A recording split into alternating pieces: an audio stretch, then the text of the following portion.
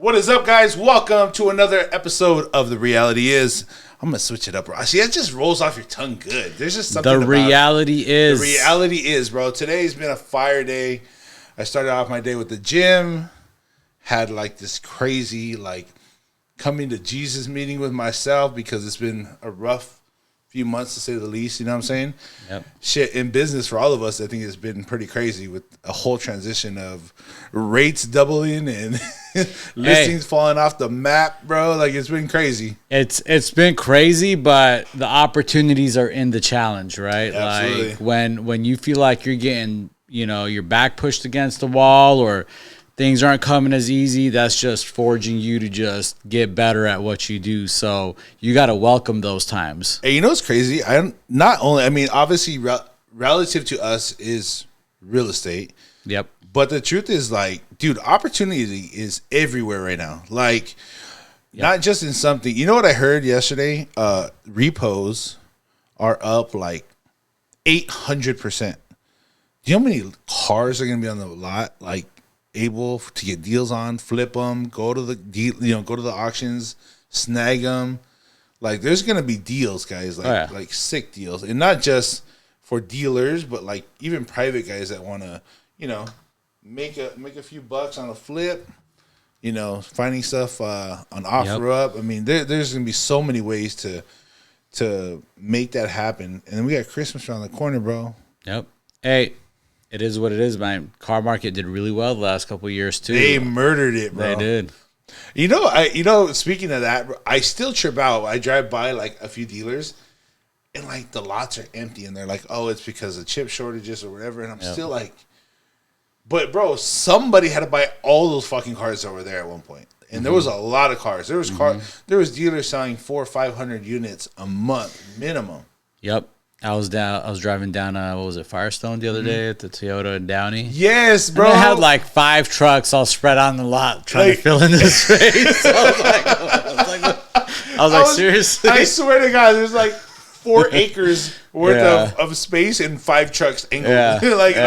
What are we gonna do here? Yeah. And that's just nuts. I heard Toyota's actually trying to do something like Tesla, where you go in, you build the truck that you want or car, and then they deliver it to the dealer, and then that's it. There's no going, negotiating, all that. I heard they're really trying to cut back on their whole, that whole brand as a whole. That's what they're trying to do. I'll be honest. I mean, so, I picked up my Tesla, that. Yeah.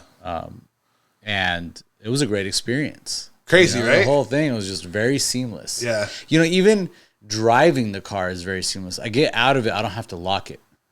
If I'm driving, I don't even have to use the brakes most of the time. It's just regen just slows it down. Yeah. I'm like, hey, it's aggressive on that car. It's a very frictionless experience. Yeah. I don't know how to explain it, but if you've it's ever very driven, intuitive. If you've ever driven an EV, it takes a little bit to get used to. Yeah. But all of them have a regen, right? So when you really don't get on the brakes, you just let off the accelerator, and naturally what it does is it charges itself.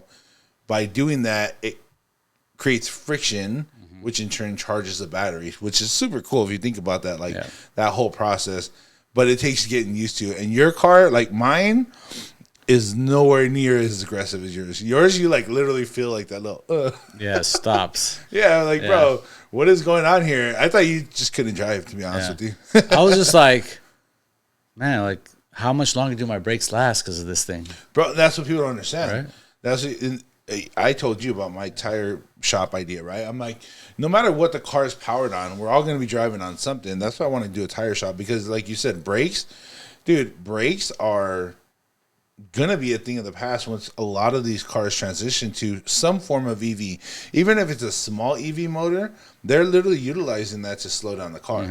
And that takes so much pressure off the brakes. Yeah. Yeah. I don't know if you noticed. Cool. At first, I was just are the brakes being used? Are they not being? I don't understand it, right? I'm just this thing's slowing down on its own. Yeah, right. It was just, and then. Hey, but we had the craziest experience, right? So Eddie goes, "Let's try autopilot," and I'm like, "All right, let's just see what happens." Yeah. If you don't tell that bitch where to go on a transition, it will take you literally straight into the plastic. What are they called? They're like sand, huh? those yellow bins. Yep. They're sand barriers, bro. It was to the point where we were both like, "Oh shit!" Well, grab the wheel. Well, I didn't understand what I was doing. Right, first I first got it, just trying to figure out how it works. Literally the first time. So literally, like, okay, so it does go on auto drive. If you're staying in your lane, you're on auto, and you know the freeway's curving and whatever else, like, go curve with it. But you know, in my mind, I thought, okay, it's like autopilot, right? So let me just put in the coordinates, hit autopilot, and go. And if there's a car that's slow in front of me, it might detect to go to the right and go around it or whatever. That was the great. That's what I was thinking was going to take place. But I think I'm not saying they're not capable of doing that. I just think that they're unrolling things little by little. And what you got to do is you got to hit your signal when you're ready to go. Right. And then it detects if someone's near you or not. If not, then it does switch you into your lane for you. But you got to hit the signal and make sure Which is really interesting you think about it, because your hand literally has to be like here at all times either way. Yeah, it starts to it gives you a little signal that you got to hit the steering wheel. But what's funny is you could go to like you know, some of these Tesla sites, they make these little things that you can hang on your steering wheel that kind of lets it know. They want to make it. They want to make it easier than it already is. Jesus Christ. Well, they're trying to get around the system, right? Like Tesla's like, let's not give everybody all the freedoms yet. They're probably set by regulation. I don't think Elon Musk. I think if it was up to him, he would unroll everything at this point. But he does. You know, they do have devices now because they do every like 30 seconds or whatever it is want you to just, you know, get your hands on the wheel. What's crazy is I tend to drive a lot with my knee, right? Or I'll just like let go of the wheel as a whole. Like I'll just put it in cruise control. And it will literally hit the brakes and like flash this SOS thing, thinking like I had a heart attack at the wheel. Oh, what the? Yeah, Audis like do that. Like literally, it literally it vibrates. It's all measuring your pulse. Or what? Yes. I swear to God, it's like driver assist unavailable, and it like literally like vibrates you. I'm like, bro, this is crazy. Yeah. So if you have just not enough weight on it, it literally like wakes you up. Disengages the autopilot. Yeah, it's nuts. I don't know. These things are getting almost too smart at this point. And I get it why people are freaking out. Like, yo, I'm going to buy an electric car and they can just shut off your car whenever you want. Honestly, if you can write the code, you can unwrite the code and somebody can do it. I'm not even sure, but I see it. This is those future movies that we saw like 10 years ago. Yep. And the cars were driving around and we're like, nah, here we are. Yep. Here we are. It's crazy. Yeah. It's only going to get more and more crazy. Yeah. So I don't know. I think this whole market is going to be a huge opportunity. We'll switch back into that because whether it's cars or homes or even lending, like I think people are going to start figuring out ways to make more money. Construction is going to be huge. I don't think construction is going anywhere. I think the cost of the material is coming down. Yeah. But I don't see anybody, and if anything, I think construction is actually going to go up in value because less people are going to be willing to move. Well, here's where I'm at with the whole thing, right? Like, you know, the market's shifting, interest rates are up. Mm-hmm. You know, I'll be honest, I got a couple projects right now. I'm finding more talent today than I did 2 months ago. Isn't that crazy? So something is happening on the construction side where there's people a little bit more available for work now, a little bit more reasonable on their prices that are showing up. You know, some of the challenges we had were guys taking on more jobs than they should. Bro, but that's the beginning of like anything, right? Like you got growth challenges until you could rotate. Let's talk a little bit about that because here's what's your biggest gripe when it comes down to construction, right? Guys show up, don't show up, saying quotes, and then it's like, oh, we can't start for 2 weeks, or better yet, we don't show up at all. Yep. Or that's kind of what I want to get to. Like, dude, Friday, we'll call it Friday fuel. I don't give a shit. Like, there's a lot out there that's happening, and if you can master your craft or you can put yourself in the right place to win, Eddie, how many people right now would you hire if they showed up every day? Right?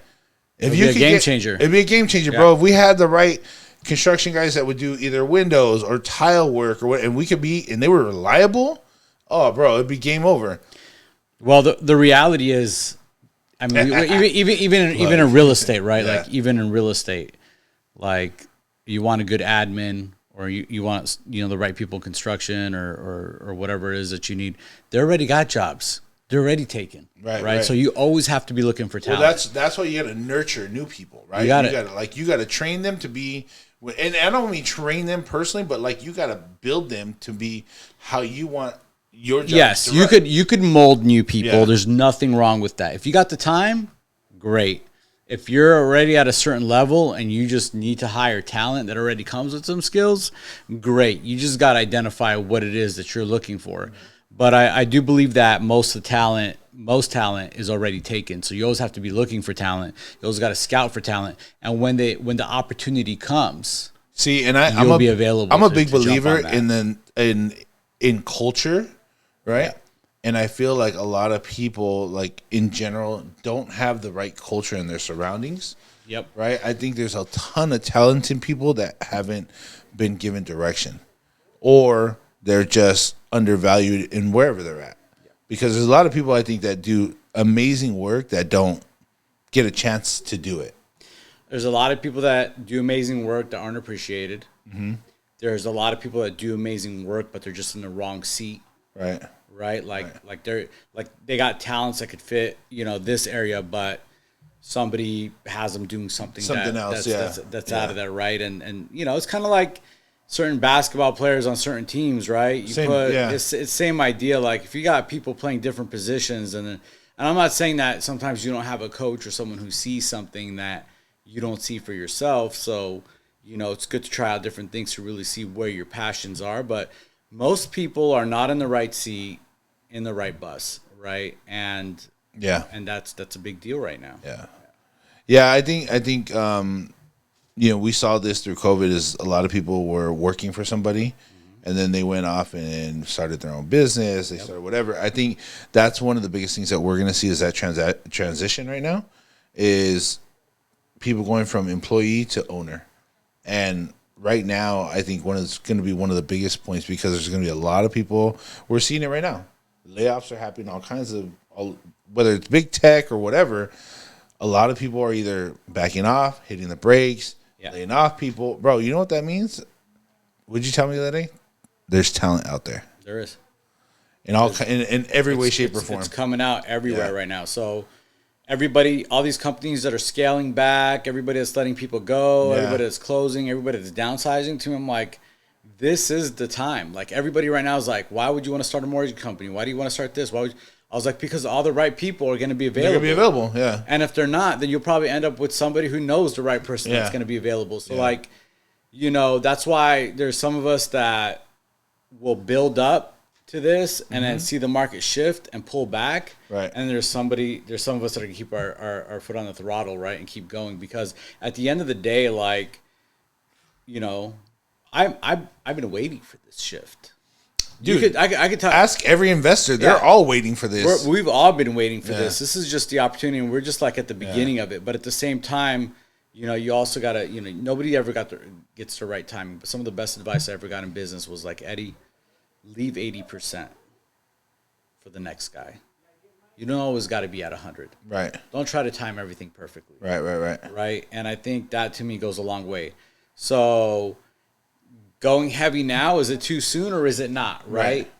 Do we wait till, I don't know, spring of next year and then just start going ham on everything? Yeah. I don't know. Like, I think that right now, if you focus on building systems and you focus on that and you still obviously you're wise about your money, wise about your process, I think it's a huge opportunity to continue doing. If you do 5 flips this year and you want to do 10 next year, great. Don't wait. Just make sure you're buying right, calculate, make sure you're making the right moves, and at the same time, just gear yourself up because your systems are what need to be in place to see. And it's hard. I've heard that right over and over again. I was talking about that the other day when people say systems. Yep.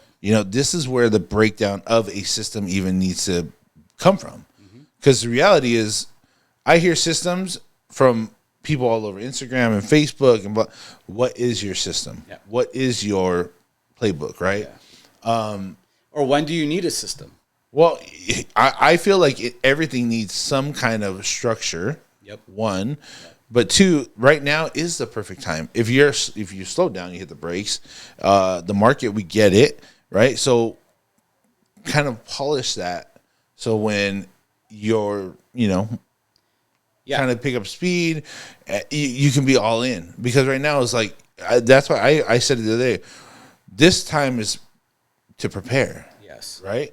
You can double down on your investments. You can do that. But if you can have everything dialed in by the time that day starts, how much faster will you get, 10, 15, 20, 30 deals and be able to balance those if everything's in order? That's right. And back to like systems, like specifically on that, like when do you need a system? It's if you're gonna do anything more than once, you should have a system around it. Yeah. If you're gonna do the same task more than once, you need to have a system, right? That efficiency and time over task just really builds up your momentum on a whole other level, right? Yeah. So when you have that and you're focusing on that, and your system can work in a market that's got 7% interest or 8%, right, 9% or whatever it ends up being. How do you think it's going to work when it's, maybe back down to 4 or 5 or wherever it ends up being, right? When it does come back down.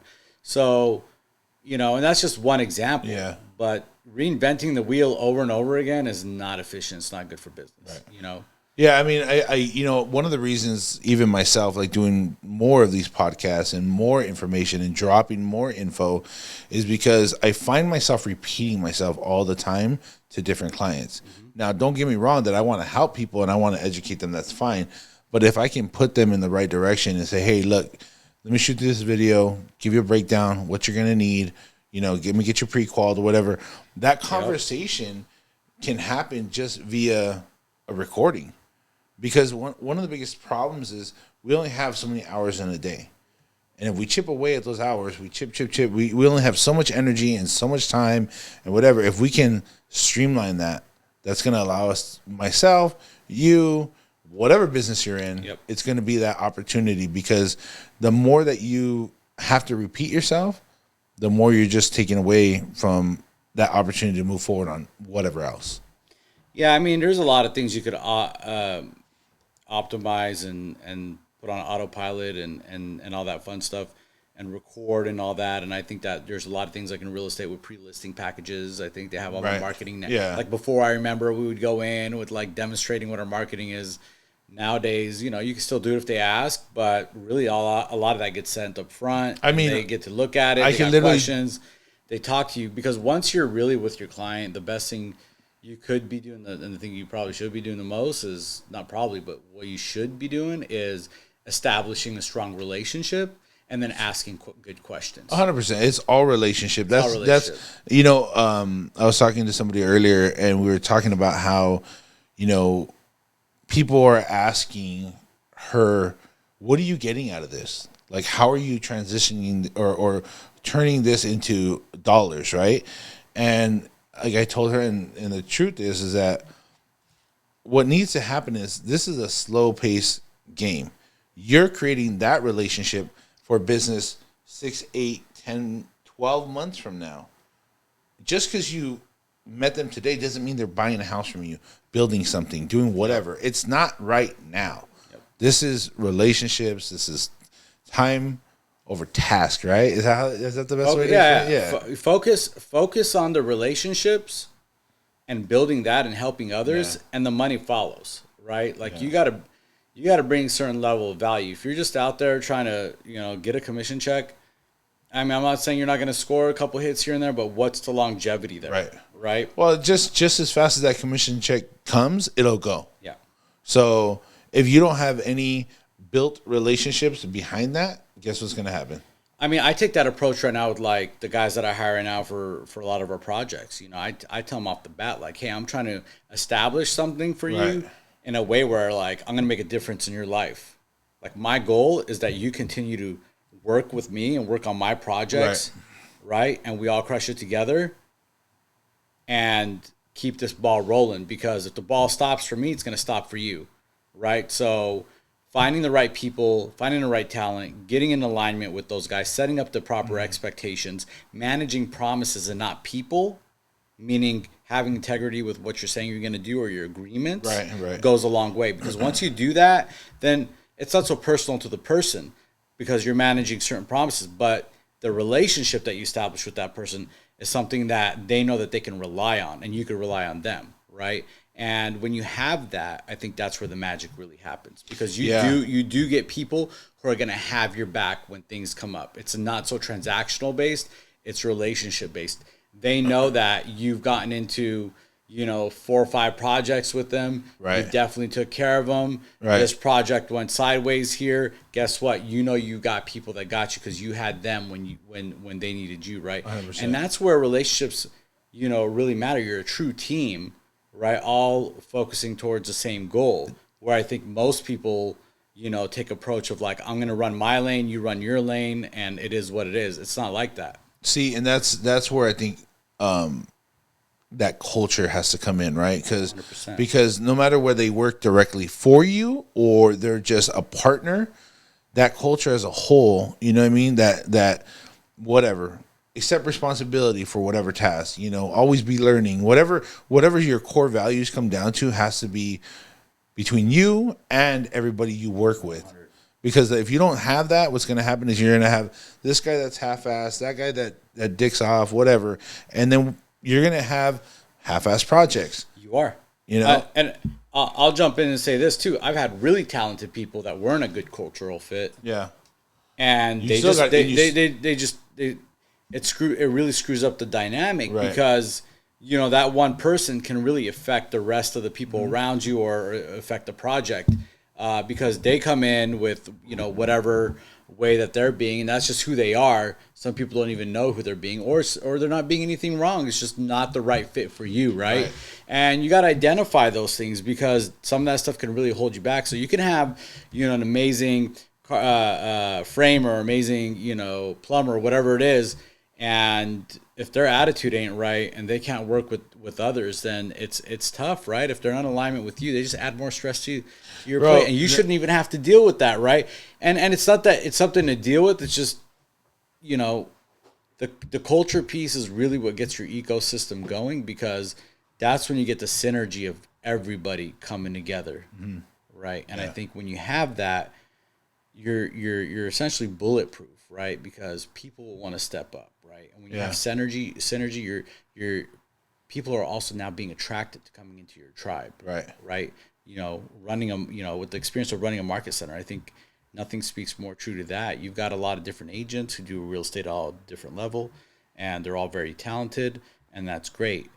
But that culture is what keeps them all together. And then that starts to build synergy. When you got synergy, then you got people buzzing around like, damn, what's going on over here, right? What's going on over there? And I mean, you can't help it. You put out good energy, that attention's going to attract you. Exactly. And you know what the best part about that good energy is? Is bad energy finds itself out. You never even have to tell it to go. It doesn't sustain. It doesn't sustain in your environment.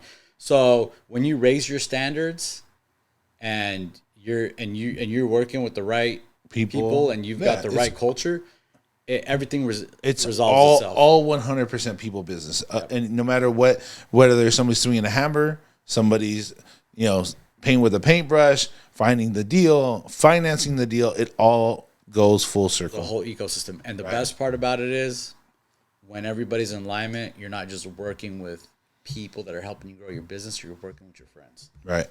And that to me is gold. Right? Isn't that crazy how that, like, literally that is if you can accomplish that, which is the hardest fucking thing to do, by the way. Yep. That's one of the things we could sit here and talk about it, but that is the hardest motherfucking thing to do on the face of this earth, is get people to mesh together and really to construct that into a business, and having each other's back and working like that smoothly, bro. Yep. You become the master of that. You can make money doing anything. Some of the most successful people I know have had their same core team for 20 plus years. That's crazy. Imagine how valuable a 20-year team is. Yeah. Yeah. Think about that. It's crazy. Man, that was some Friday Fire. Yeah. Thank you, guys. I think it's enough. That was it. Was good. Fucking mic drop that shit. Till next time, yo. Peace out. Peace. Oh, wait. Some high level shit right there.